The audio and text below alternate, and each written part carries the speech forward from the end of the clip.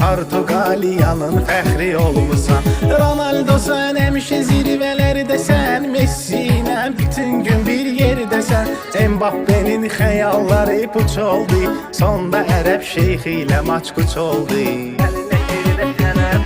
Əlinə sirdə sənə taytuş olan yol, onlar da hardandı belə bulatda.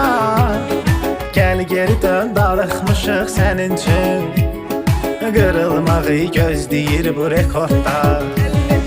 Əlinə sirdə verilmir təkanda, xəyanət etdilər doğma məkanda. Dünya çempionatını şudmadın, Messi'yə verdin sözünü tutmadın. Bütün neslin üçün evlər almısan, zirehli Porsche'ni qaraja salmısan. Başa düşdü karyeramı bitirdin, uşaqlarını üçün raskoda verdin.